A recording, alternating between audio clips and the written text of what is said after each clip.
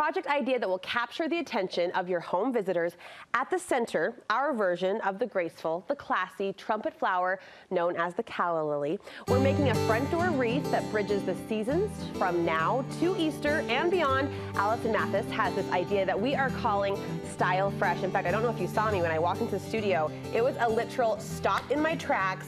What is happening? This is gorgeous, and you are an artist, awesome. My friend. I appreciate that. What are we making this flower with, first of all? Okay, so we use felt, and this is one where it's so simple. You can use basically any kind of felt. My favorite is wool felt. Okay. Because it's more stable? Yeah, it's a little more stable, and it's a little bit more bendable, which is part of shaping these in a realistic way. But if you want to skip that, this is a really beginner-friendly project. You can make it as complicated or not as you want. Well, you talk about the shape, and that's in part where your artistic talent really shines, is in the shape and the dimension. Now, the calla lily in particular, why do we like this flower for this project? Well, it's so simple. It's one petal, which is great, We right? can do that.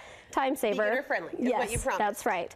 So the other thing about it with timing, though, that I love is that it works for St. Patrick's Day and for Easter, because calla lilies are lucky, so people will give them as housewarming gifts or, you know, what have you, that bring luck. So, of course, that's relevant to St. Patrick's Day. And then it is relevant to Easter because it represents peace. It's called the peace lily oftentimes, and it represents peace and hope and some things that we think of with that season. So I love that because at my house, I love to decorate for the holidays, but I have 3 little boys, and it doesn't always happen to get out the bin. Oh my gosh, especially for these little in-between, we call them beef-busser holidays, right? St. Patrick's Day, Easter sometimes even comes and goes so quickly. So the fact that you can make this one project and get last out of it, get longevity out of it, is really great. So you mentioned the wool felts. Yes. That's on our supply list. What else do we need? So just felt, yarn, and you'll use yarn both for part of the lily and these pom-poms if you want to add those. Okay. And then some greenery. And I also use some paint to add some dimension. You can skip any of these steps. You can add, you know, different elements if you'd like.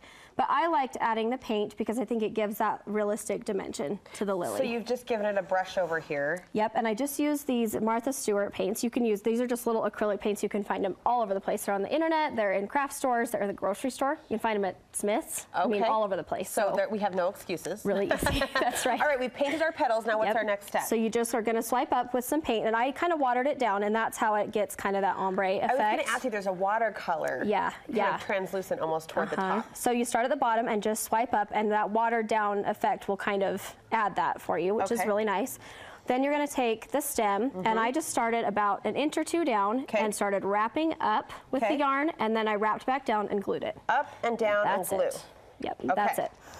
With the yellow yarn, and that chunky yarn is really nice and easy that way because it just kind of holds its shape nicely. And then the next thing you can do, and like I said, you can skip this step if you want, but what I like to do with these, besides the paint to give them shape, is try to act like you're ripping open a package of fruit snacks. Is that familiar? Yeah, thank you. Thanks for speaking my language. We do that at least 10 times a day. Yep, Did I say that out loud? Okay. No, I'm right there with you. So you're going to do that, and it adds that ripply effect that is so pretty with the lily. The bend and the movement that gives it that authentic finish. Cool. Yep, it's a good little tip there. Okay. So then you're going to take that. We knew those fruit skill muscles would come in handy I know. someday. You didn't know that it was going to be today, but here we are. Okay, so you're going to add a little bead of glue down here, and hot glue is always our friend for things like this. Until it's not, we lose our fingertips, but whatever. That's right. Okay, so just one little bead of glue. Oh my goodness. And you've got your lily. Look just kind of squeeze it at the bottom. That came together. That's it. Easy, right? That's the flower. Right? Okay. So then these hoops are really awesome because it gives you some good surface area to put things on. So in this case, I liked to put the lily, and you can make this again. The nice thing about yarn is the sky's the limit. There's different types of yarn, there's different thicknesses, there's a million different colors, there's stripes, there's whatever you want, and you can make these pom-poms. You can get these pom-pom makers, again, locally or online. It's really cheap for just that set of 4. You get all 4, and they're really easy to use. There's tutorials out there and stuff. I remember the first time on this show, I guess it was, I'm going to take a ballpark guess here, 8 years ago when we made our first pom-pom. And you kind of think it was fun then. It was kind of a novelty, kind of a bring back, throwback. And now we're still obsessed with the fuzzy texture and just the fun whimsy they bring to projects. They're just so fun, and they're so satisfying to work with. And the nice thing about these is they add some body. So you can You stick on your pom-pom, and then you just take your lilies and you start inserting them in, and you can add your greenery. So the pom-pom's kind of your center shape. Yeah, and so you can, I've done it both ways. You can start building from the outside with the greenery and then kind of come across, or you can, this way, just a little so yeah, you see it. yeah. You can start in the middle and build outwards. You can start on the edges, whatever kind of feels natural. But the one thing that I love to do is look at bouquets, like on Pinterest, there's a million.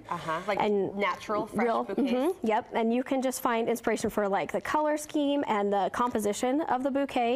So that's, like I said, the nice thing about the pom-poms is you just start adding them in, and pretty soon you've got all this texture and fun things. And you know, I've got some up here that you can see. I did one with just green, so if you really want to focus on the St. Patrick's Day, beautiful assortment down front. You can do that. Talk to me about the balance of the texture, which you talked about, and also the minimalist, simplistic style of just this hoop wreath. That's kind of a yin and a yang. Yeah, I think that it is one of those things that will last for a long time. Like, you'll look back on it and you won't think, that looks like it was made in 2018, right? Oh shoot! Where it's like really kind of dated. I think that they last for a long time. Like you said, these are kind of a throwback, but they're a classic for a reason. We've loved them for a long time for a reason, right?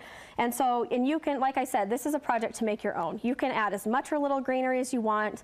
All of this is just available at local craft stores. You can just go pick out whatever you want. I picked really springy, bright colors, you know, different textures. Some of them are kind of variegated with the lighter colors on the edges, and that adds a lot of texture. But yeah, it's really fun to just add as much or as little as you want. And these are, you saw how easy this comes together. You can add one of these, you can add 10 of these, you could just add these, you could boost it with the greenery, or if you don't feel super confident, you know, you can, the greenery obviously comes made, or you can add lots of pom-poms. I mean, it's just sky's the limit. So simple these little guys are, but so satisfying. Like the creative points are high. Now we love the hoop style, which is so trendy right now and kind of speaks to that more minimalistic look. You took the same idea and did a jump off the page framed piece here that is just knocking my socks off. It's amazing. It's so fun. It's really amazing that there's so many things with flowers that you can make and try and do, and you know, you just don't ever really get bored the more you get into it. And so this is like a good starter point, right? This is a starter flower to do the calla lily. Yes, yes, and then we can dream. If you want to try some more things, and those have paint on them too. Just this, it's exactly the same paint. It's not anything fancy or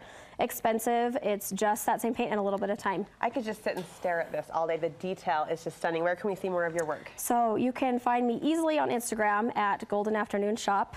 I'm also on Etsy, but Instagram, you can jump to my page from there, and that's an easy place to find me. You sell these projects, you show off these projects, and inspire us all along the way. So thank you so much for the ideas. We appreciate it. Thanks.